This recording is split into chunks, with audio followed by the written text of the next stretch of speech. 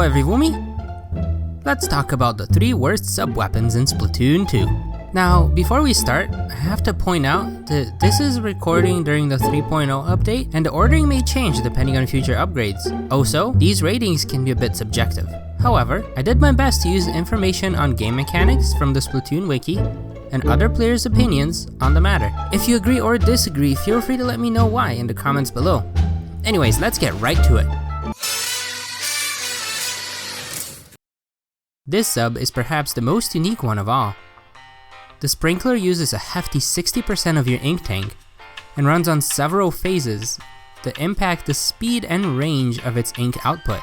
While sprinklers can be used as a mini shield in clutch situations and can do some damage to an enemy standing in their radius, they're usually used as distractions and to charge up specials right before making a push. The best uses of a sprinkler are when they're thrown at a platform hanging above the field to provide continued inkage of a small area, or to draw out enemies, who are an easy splat since they're not aiming at you. Sprinklers will keep doing their sprinkling thing until you toss another one or die. This makes the sprinkler sound like a rather good sub-weapon, so why in the world is it number 3?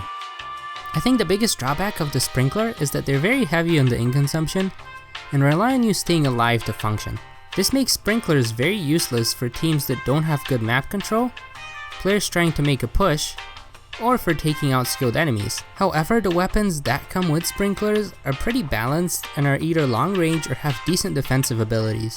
Overall, this sub-weapon can be great in the hands of a skilled player, and a pain for other teams to deal with. However, reliance on the survival of its user put it at number 3 on the list of worst sub-weapons.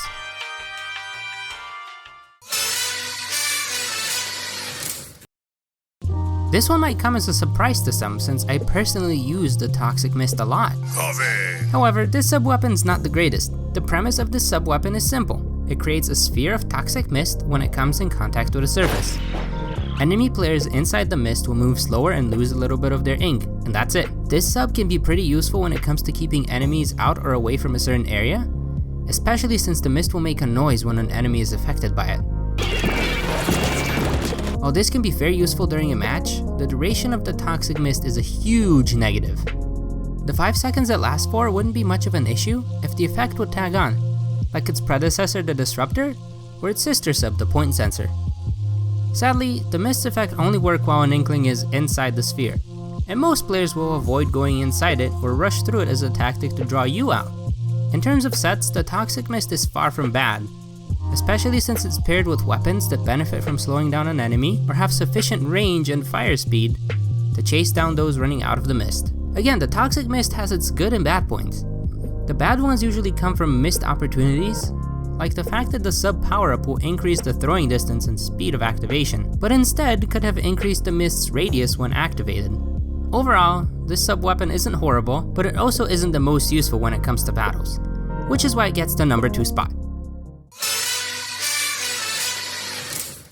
While the previous 2 sub-weapons had lots of positives and some drawbacks, this sub-weapon might as well be called Nancy, because it's mostly negative. You see, ink mines have the most limited usability.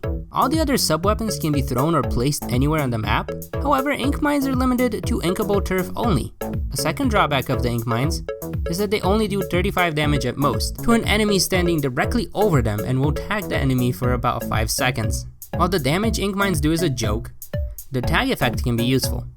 Except that enemies can trigger the ink mine by inking it and avoiding being tagged at all. To make matters worse, ink mines are paired with very slow and weak weapons. Most ink mines tend to be used defensively, blocking pathways and warning the user of an approaching enemy.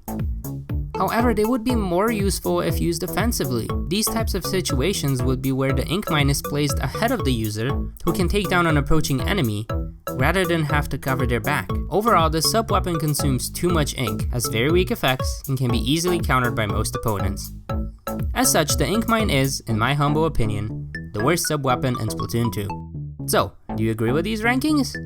Are there strategies or uses of these sub-weapons that I missed? Please let me know in the comments below. And if you enjoyed this video, please leave a like and subscribe if you haven't already. See you next time!